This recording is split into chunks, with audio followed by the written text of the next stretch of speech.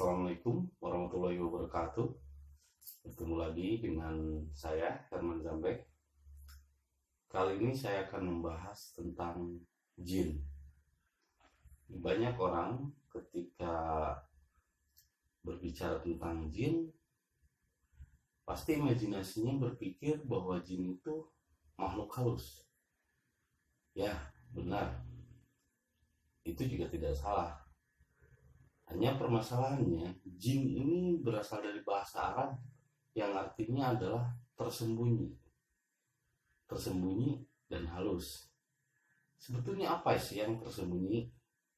Yang tersembunyi dalam diri kita adalah pikiran. Kalau otak, itu jelas hardware-nya. Sedangkan pikiran adalah software. Adapun jin-jin di luar diri, itu bagi saya adalah virus.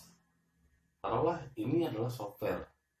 Lalu imajinasi sama dengan softwarenya sedang melakukan internet, browsing kemana-mana. Ketika browsing kemana-mana, tiba-tiba masuklah virus. Akhirnya handphone ngehang. Sama seperti tubuh. Orang yang kerasukan jin pada dasarnya adalah orang yang sedang berpikir, orang yang sedang melamun. Karena katalisator jin dengan diri kita adalah pikiran. Yang menarik mereka untuk datang itu adalah pikiran. Ketika kita berpikir, ngelamun, ngayal, ini sama seperti ketika Anda browsing internet, browsing YouTube, ngayal kesana kemarin, ada aja satu zona wilayah yang kotor. Misalnya taruhlah film-film bokep atau film-film yang dilarang 17 tahun ke atas. Ketika Anda masuk ke dalamnya browsing, maka otomatis di dalamnya begitu banyak virus yang diciptakan. Nah, virus juga adalah satu jin, tapi ini adalah jin tanpa casing. Saya menyebutnya jin tanpa casing, sedangkan jin yang bercasing disebut imajinasi. Makanya orang yang pintar disebutnya jenius, dan orang yang bodoh disebutnya majnun. Itu jin, karena jin ini akal. Nah, kalau pikirannya, kalau otaknya terlihat, otaknya software, hardware-nya. Nah, kalau jinnya ini software, tidak terlihat, tersembunyi di dalam diri kita. Ini jin. Makanya ketika orang berpikir, itu artinya dia masih menggunakan jin. Jin ini pintar menghafal ayat, dia bisa menghafalkan ayat Quran.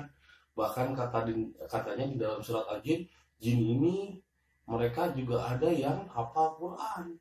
Ya seperti Abdullah bin Muljam yang ngebunuh Ali, hafal Quran. Tapi hanya hafalan, tidak sampai kepada iman. Dia hanya jin, ya, hafal Quran tapi membenci. Hafal Al-Quran, paham Al-Quran, tapi membunuh dengan mengucapkan Allahu Akbar. Artinya berarti jinnya itu kuat. Jinnya itu hafal Quran, jinnya itu bisa menghafalkan Quran. Nah, seperti Ibnu Muljam, Ibnu Sayyad, ini yang membunuh Ali, Ibnu Sayyad. Kalau Ibnu Muljam yang membunuh Umar. Nah, ini kedua orang ini, Sayyad dan Ali, ini Abu Jahal yang sesungguhnya. Dia jenius menghafal ayat-ayat. Dia pintar menghafal ayat-ayat. Dia sangat hafal ayat-ayat. Seperti dalam surat Al-Jin dikatakan, sebagian dari laki-laki jin ini sangat hafal. Janganlah kamu meminta pertolongan kepada jin-jin seperti itu. Ya, jin-jin itu akhirnya mengaku mabib. Ya, ini yang tadi itu. Dari din ardun. Dari bawah dulu, dari syariat dulu. Yang ke atas. Ujung-ujungnya mengaku dirinya suci, mengaku dirinya embib, mengaku dirinya keturunan nabi dan lain sebagainya.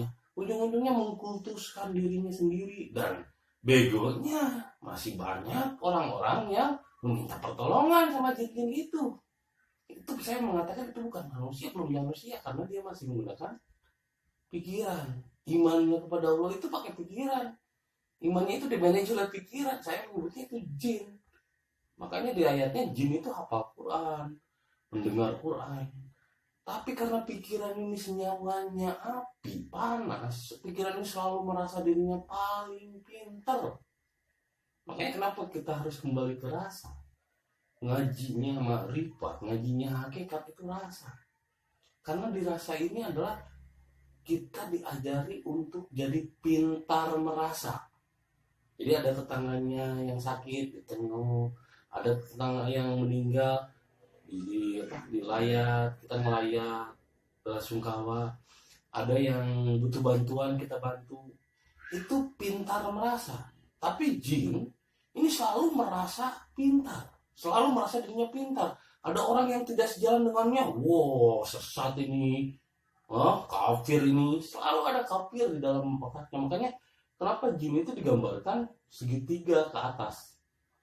Ada matanya segitiga ke atas ini ya, maksudnya api. Jin ini memang terbuat dari api yang menyala. Coba kalian rasakan dengan rasa yang sangat dalam. Karena yang paling susah untuk mengabdi pada Tuhan itu jin, karena jin ini bukan alat yang untuk mengabdi pada Allah.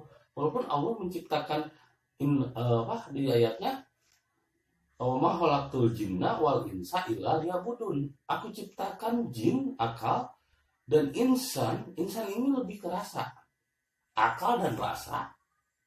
Atau dikatakan jin itu adalah manusia-manusia yang masih berakal tapi belum punya rasa, sedangkan insan adalah manusia yang lebih menggunakan rasa, disebutlah insan kamil yang sudah berserah diri kepada Allah. Jadi kalau masih berpikir itu belum disebut manusia, itu masih dalam kategori jin. Nah kalau udah menggunakan rasa, maka dia disebutlah insan, disebutlah nas. Insan kamil adalah orang yang senantiasa berserah diri kepada Allah. Nah, Allah menciptakan jin dan insan, artinya berarti Allah menciptakan akal dan rasa, itu semuanya untuk kembali kepada Allah, untuk ibadah. Tapi jin ini susah. Makanya di ayatnya juga jin ini, bahkan ketika rasa atau ketika Isra Mi'raj itu kan rasa, jiwanya Rasul Mi'raj. Ketika jiwanya Rasul Mi'raj, jin Ifrit ini jin yang ada di dalam diri Ahmad atau Muhammad ngikutin terus, bahkan sampai masuk ke dalam matahari dia masih ngikutin. Tapi ketika dia masuk ke dalam matahari, ke dalam sebuah lubang, ada di sana lubang cahaya yang tidak bisa ditembus oleh jin, dan jin akan terbakar di sana karena di dalam lubang matahari itu, di dalam matahari yang paling dalam ada lubang cahaya, itu adalah air, kumpulan dari air. Sedangkan jin adalah api senyawanya, masuk ke air ya mati api masuk ke air ya mati. Dan air adalah salah satu simbolnya adalah hati nurani malaikat, di dalam nurani cahaya. Nah ini kalau jin ini bahkan lebih cerdas hati nurani daripada jin. Nah ini jin itu senyawanya dengan nafsu, dengan iblis. Sedangkan jiwa adalah di dalamnya ada disebut yaitu Adam. Dan di dalamnya lagi ada Nur Muhammad dan Ruh Kudus. Ruh Kudus ini adalah pusat segala ilmu, pusat segala pengetahuan. Ketika kita tersentuh, Ruh Kudus ini tersentuh ke dalam diri yang paling dalam, maka akan tersentuh hatinya, tersentuh nafsunya, tersentuh pikirannya. Nah sementara harusnya manusia ini adalah jiwa yang mengendalikan nafsu, pikiran, dan hati. Nafsu itu nggak bisa dimatikan. Kalau nafsu dimatikan ya mati manusia, bukan disebut manusia. Makanya kenapa kita masih disebut manusia? Karena masih ada perangkat nafsu, karena masih ada perangkat pikiran. Namun pada umumnya orang itu kebanyakan adalah pikiran mengendalikan jiwa, hati, dan nafsu. Atau kebalikannya, pikiran sama nafsu mengendalikan hati dan jiwanya. Nah kalau orang-orang yang soleh, insan yang beriman pada Allah dan senantiasa berserah diri dengan Allah, itu jiwa yang lebih dulu, jiwa yang menjadi imam. Makanya al-yauma akmaltu lakum dinukum wa atmamtu alaikum. Pada hari di mana dia menjadikan menjadikan jiwa sebagai imam kepadanya, iman kepadanya, sujud kepadanya, pada Adam itu, jiwa itu, dan dijadikan imam baginya. Itulah orang-orang yang ihsan. Dia bukan hanya Islam lagi, tapi udah ihsan. Nah, sedangkan orang-orang yang pada umumnya masih menjadikan pikiran itu sebagai leadernya, sebagai bosnya. Sehingga ketika ada orang yang berkatakan, oh saya menggunakan akal sehat itu belum sehat bro. Akal sehat itu masih jin.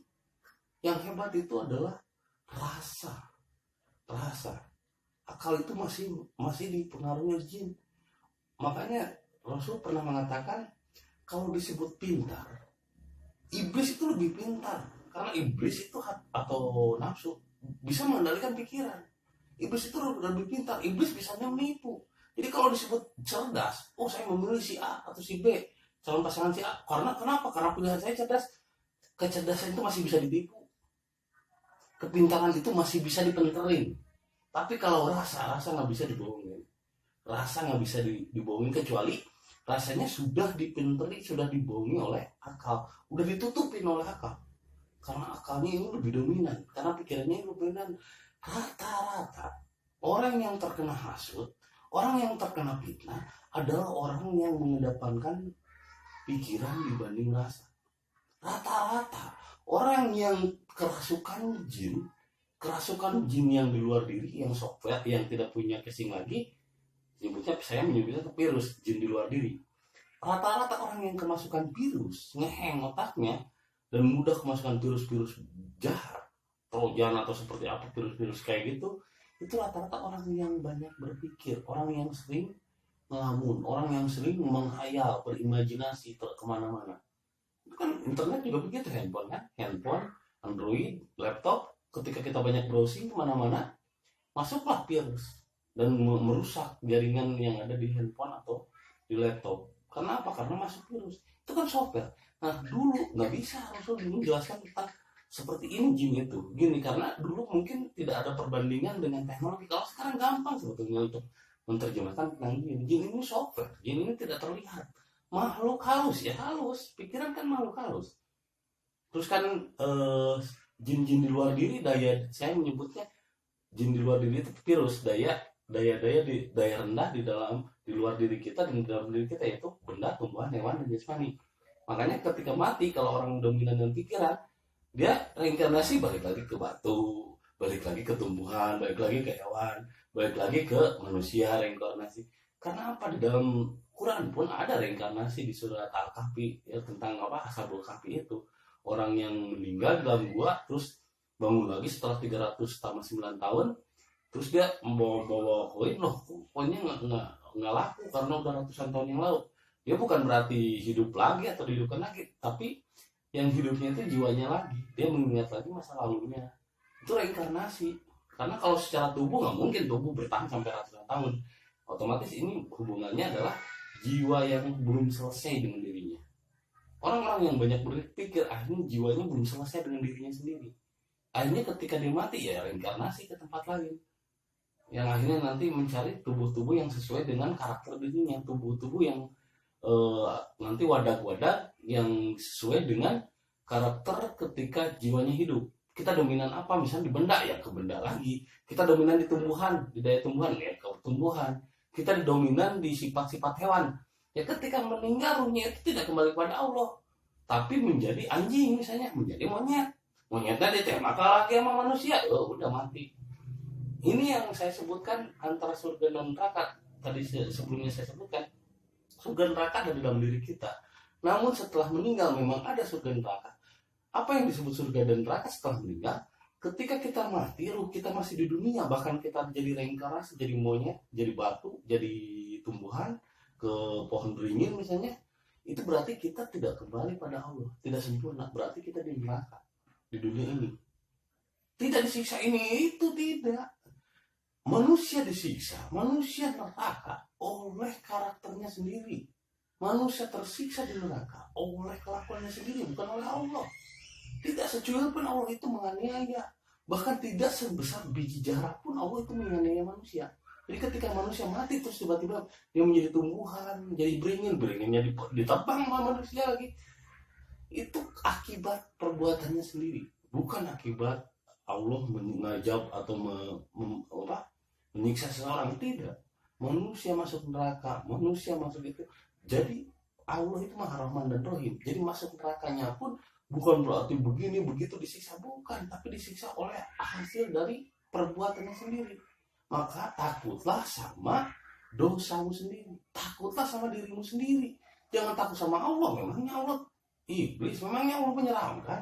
Memangnya Allah sadis? Allah itu maha rahman rahim, bro. Allah itu maha kasih, maha sayang. Allah itu tidak sadis. Allah itu baik. Sadis itu karena akibat diri kita sendiri. Maka takutlah jangan kepada Allah, tapi takutlah kepada dosa. Dosa ini yang harus ditakutin. Karena kalau kita mati masih tetap di dunia, artinya kita tidak kembali kepada Allah. Nah, yang disebut surga adalah ketika kita mati, ruh kita melihat tubuh kita yang sudah malfungsi dan kita kembali ke langit, itu artinya kita sudah surga. Lalu setelah dari langit melihat anak cucu kita, melihat orang-orang yang masih hidup menangisi jasad kita, itu seperti nonton TV gitu. Ketika melihat dari langit itu dekat, tidak ada jarak. Begitupun yang meninggal tapi masih tetap di dunia, kayak misalnya leluhur kita, itu mereka itu melihat kita itu seperti nonton YouTube begini. Mereka tidak ada jarak. Jadi tidak, kalaupun meninggal kakek, buyut, nenek, ada yang naik ke atas ataupun yang masih tetap di bumi, itu mereka melihat kita itu seperti kalian nonton YouTube saya. Itu mereka akan melihat sangat dekat, sehingga apa yang kita perbuat, baik yang terang ataupun tersembunyi, itu mereka dilihat.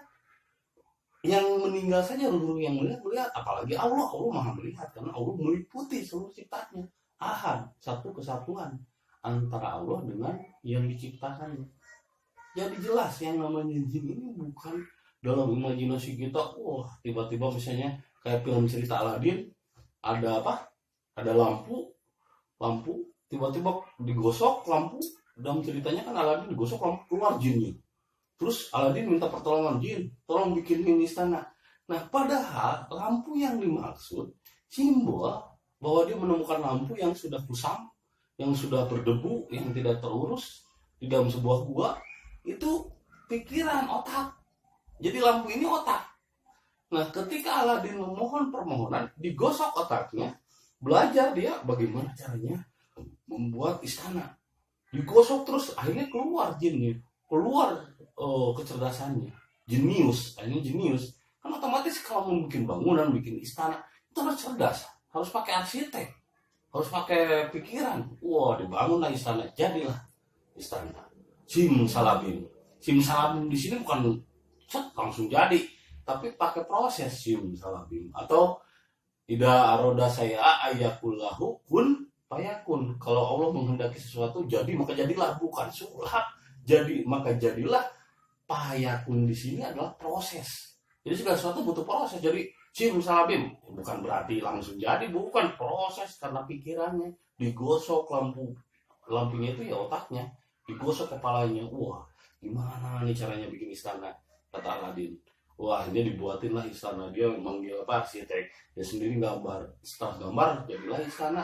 Akhirnya Yasmin pun terpesona dengan kecerdasan Aladin. Ini Aladin orang biasa, orang susah, tapi kok cerdas. Nah, rata-rata biasanya orang cerdas dari Indonesia yang sekolah di Jerman, sekolah di Amerika, dapat prestasi seperti contohnya B.J. Habibie, itu rata-rata orang susah asalnya.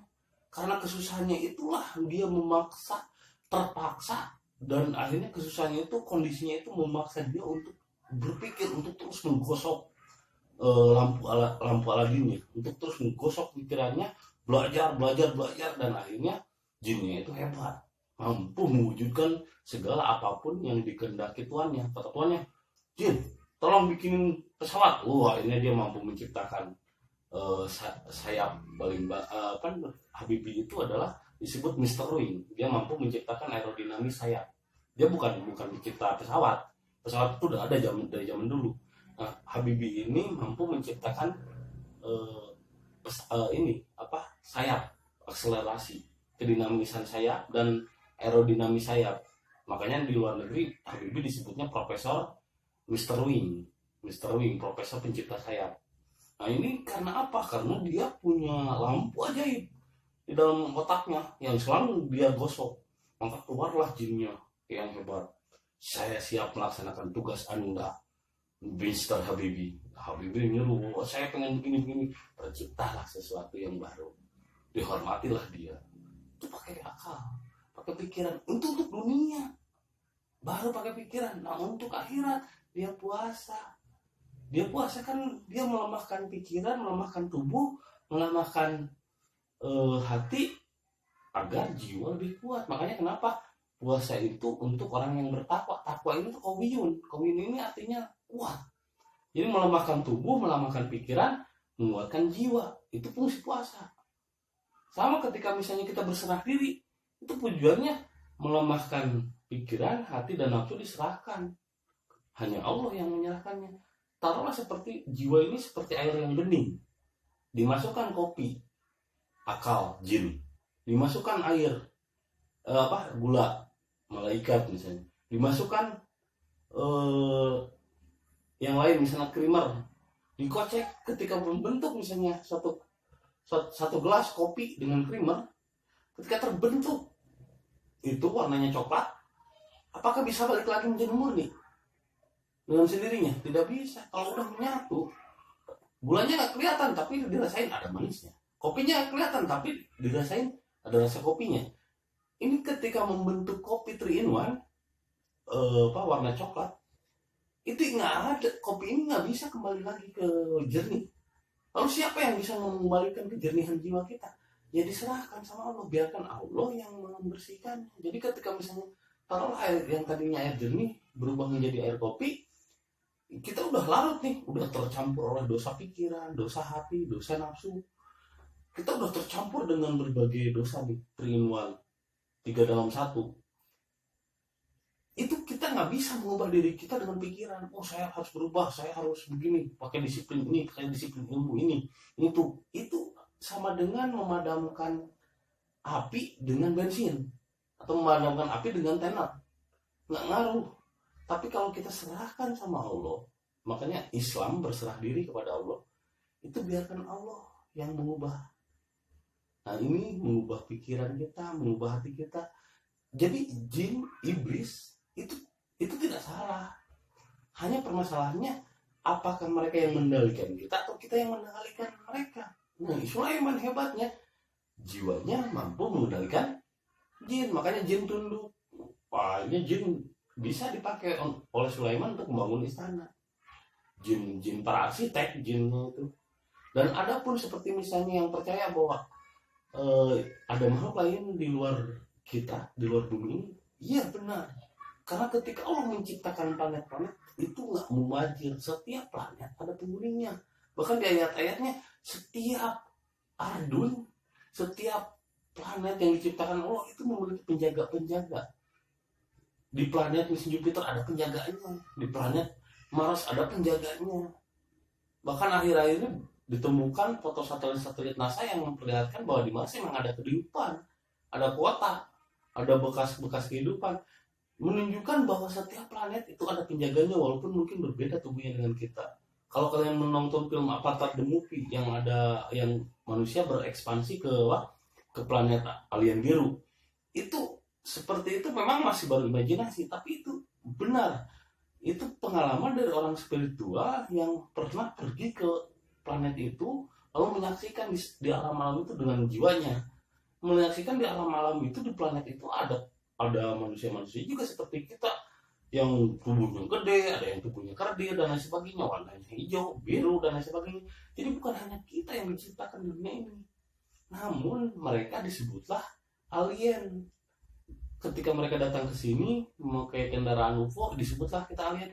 Itu sebetulnya jin. Ya jin itu orang-orang jenius, dia udah sampai ke sini. Jenius, tapi ini jinnya bukan virus, maksudnya masih ada bentuk fisiknya, ada real fisiknya. Bahkan ada jin-jin yang dari peradaban dulu seperti Yajuj Majuj atau Gog Magog yang masih menempati bumi, di dalam bumi kita, tapi bukan di permukaan. Kita hidup di permukaannya, sedangkan dia di dalam permukaannya. Dan kutub Arktik utara dan kutub selatan Antartika itu menjadi poros, menjadi kayak semacam gerbangnya. Dan ternyata di dalam bumi kita itu ada rongga-rongga, bahkan ada rongga-rongga yang sangat tinggi, yang sangat besar, sama seperti bumi, sama seperti di permukaan itu. Di dalamnya ada sungai, ada laut, ada tumbuhan lagi, ada pohon kelapa di dalamnya ketika masuk ke dalamnya. itu bahkan ada lubang seperti ada bukan di Papua Nugini, itu ada lubang besar, ketika masuk ke dalamnya ada makhluk-makhluk di dalamnya tersambung dengan laut, di dalamnya ada kolam, ada apa lagi, ada kehidupan. Kita kan baru hanya di bumi saja belum semuanya terjelajah, apalagi di dalam perut bumi kehidupannya. Yang dulu Yajuj Majuj yang akses untuk dari gunungnya itu dicor sama besi sama gerbang oleh Raja Julkarnain, Nabi Julkarnain. Ini Julkarnain ini dulu zamannya udah canggih. Sebetulnya ribuan tahun yang lalu itu canggih, lebih canggih dari zaman sekarang. Bahkan kata Habibie saja, ini ngelihat Borobudur dia langsung, wih ini Borobudur hitungan matematiknya sangat jenius. Ini sangat hebat bentuk Borobudur saja. Itu menunjukkan peradaban yang ada hari ini baru 30%-nya dari peradaban yang pernah terjadi di masa lalu. Bahkan ribuan tahun sebelum Masehi. Kan menunjukkan jadi kecanggihan itu bukan saat sekarang aja. Dari dulu juga udah ada kecanggihan, cuma manusianya ingkar pada Allah, hanya mementingkan kecerdasan otak, jenius, tapi imannya kurang, insannya kurang, rasanya kurang, hancur lagi karena kesalahan. Tumbuh lagi manusia, bikin lagi peradaban canggih, tapi karena kurang iman, karena lebih mengandalkan jin, hancur lagi. Jadi di sini saya ingin menjelaskan bahwa jin ini ada di dalam diri kita sendiri, yaitu akal pikiran. Apakah kita menjadikan jin ini sebagai imam kita, sebagai pemimpin kita, atau kita menjadikan Adam sebagai pemimpin kita, atau kita menjadikan jiwa atau menjadikan rasa sebagai imam kita? Makanya tidak semata-mata Allah ciptakan jin dan insi, tidak semata-mata Allah menciptakan akal dan rasa, kecuali semuanya untuk berserah diri. Ini bukan hanya akal saja yang diserahkan kepada Allah itu, bukan hanya jin yang ibadah itu, tapi juga rasa, insan. Insan itu harus pakai rasa. Kalau belum pakai rasa, masih menggunakan pikiran, itu masih batasnya masih di bangsa jin. Ingat ya, walaupun kalian hafal Quran, karena jin-jin juga hafal Quran, hafal ayat, tapi kalau masih di sini ranahnya, masih di akal, masih baru hafalan, imannya juga baru iman hafalan, belum pakai rasa, kalian berarti masih bangsa jin, belum bangsa manusia.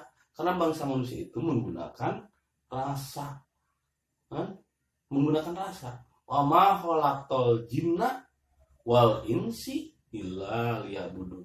Tidak semata-mata Allah jadikan atau Allah ciptakan jin dan rasa, itu semuanya untuk mengabdi dan berserah diri kepada Allah.